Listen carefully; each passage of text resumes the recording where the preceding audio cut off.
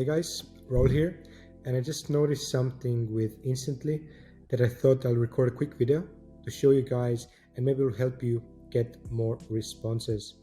Before we get started, like, subscribe, you know the deal, and I can keep creating more of this content. So the main gist of it is people are different, companies are different, but there are like some filters that we mostly use when we get leads that we can pull people, and like stereotypes actually are true. And we're going to be focusing on the employee sizes today. So we're going to take a look at the differences in contacting small companies, 1 to 10 employees, the medium companies, 10 to 50 employees, and large 50 plus employees. And it's actually very different. And with Instantly now, we started completely just the founders, just like a core team, super small. And now we've grown into a pretty large team, especially with the customer support. And I'm getting a much clearer picture of contacting these people and the mindset that they have and what you should be doing. So let's get into it. So first, the small companies. These are businesses starting up. Maybe they don't even want to be very large. They want to keep it simple. And these are the easiest companies to get replies from. So the goal obviously isn't to get replies, it's to make money. But if you're starting out, I know there's like a lot of talk about targeting established companies, but it's going to be harder than going after these smaller companies. There are a couple of reasons. First, you can be more universal. Small companies, they don't have the entire marketing stack solved. They don't have, let's say, if they don't have a Facebook marketing agency yet, you can come in, you can do it. If they're not doing cold email, you can offer that. If they're not doing SEO, you can offer that. You can be much more upfront and just like tell them what they need. They are not that busy at the moment, so you can even try calls and using the call CTA in your emails, like can you jump on a call, because these people are more likely to do it. They have more time, they're more open. And if you take a look at their like business as a whole, there are a bunch of holes that have not been filled yet, otherwise they would be bigger. And this is obviously there are like examples that is the opposite, but most of companies, there are like so many different things they're not doing, and you can help them grow. So if you're using these filters on Apollo, Ocean, whatever lead tool you're using, if you're targeting smaller companies, this is the easiest way to start. You can be very universal. You can offer the main offers that you have. You don't have to go very granular, and you have much higher chance of getting response because they're not getting that many emails.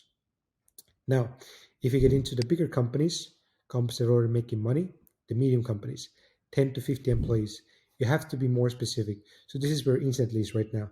In the beginning, you could hit me up like, hey Raul, do you want a short form content creator? We weren't doing it, like, sure, show me what you got. But now I already have that.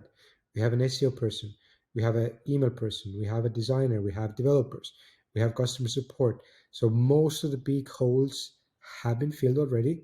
And it's going to be very hard for you to come in and make me, I pretty much like have to fire somebody, or like that I don't want to do it if it's like working for me. The only option is going to be if I don't like their work, or we're already in a position of looking for somebody else. So you have to understand the businesses much more in detail. So there are some stuff that are evergreen, let's say like lead generation. If somebody would come to me like, hey Raul, I can get you 50 more clients a month. It's like uncapped for us. Like if you can get us more by doing your own stuff, we don't have to fire somebody. We don't have to switch it up. Like I'm down. Show me like how you do it. So this evergreen stuff and more specific problems that these companies are working on. So it can't be just like let us help you do SEO. Let us help you do Facebook ads. Let us help you do copywriting. Most of these companies already have that. So you have to have something unique, something more specific in that niche. And already here, you should start leaning away from calls up front. Like founders are going to be super busy at this point. Like already for me, like if somebody wants to jump on a call, I'm like, ugh, like do I really want to do it? I will only do it if I really see the value. So if you have a super valuable stuff, you can try it, but I would try sending more info, sending Loom videos, and having them not do as much work. You can also start preparing materials at this point. These are established companies. So if you reach out just with a text versus like, hey Raul, I created an awesome YouTube video for you. Check it out. Can I be your editor? So if you prepare, you're going to stand up from all the people that are targeting these companies that aren't doing that. And then also what I recommend is building rapport. You can invite people to webinars. You can do research email, just like reaching out like, hey, we're conducting research in your niche. Mind if I send you some questions? These kind of things are just to build the conversation, start up the relationship, and then maybe later you can pitch it or help them if it makes sense. So you can do all of these things already in the first portion, but in the medium company range, it becomes more of a like a must do. You have to stand out, you have to put in more effort, otherwise you're not going to get as many responses. And then the next level, large companies. So if it's 50 plus already, like these dudes are busy, their life is hectic, they have so many departments, they're working on 10 different things a day. They're putting out so many fires. You have to be very specific, very concrete, straight to the point. You have to make them understand you understand their business. Like if you said like vague stuff like I can help you do SEO, it's never going to work for these large companies. You have to be, you have to make them know you understand the business. You have to be in tune with the trends. You have to just come across as a real expert. These dudes hate time wasters. They hate fluff. Straight to the point. Very specific. It has to be very low effort from their side. Again, like if you try calls here, it's gonna be very hard to get these people on the call upfront. I would again soft CTA. Mind if I send more info? Mind if I record Loom video? That sort of stuff works much better here. Again, preparing materials helps here. If you reach out and say like, hey, I prepared email flow for you that can reduce your churn like we did for X, mind if I send it over? This will work much better. If they're dealing with churn problems, it's a burning problem in their mind, they're like, okay, send it over. Like I would respond to that. And same stuff with medium companies.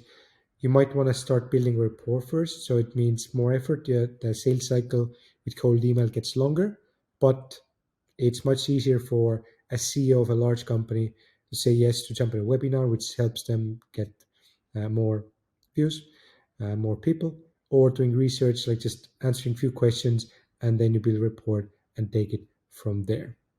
So keep that in mind the next time you're doing the filters and you're targeting these companies. They're very different. So main stuff is for larger companies, you have to be more specific. You have to understand them. Maybe don't invite them on calls straight away.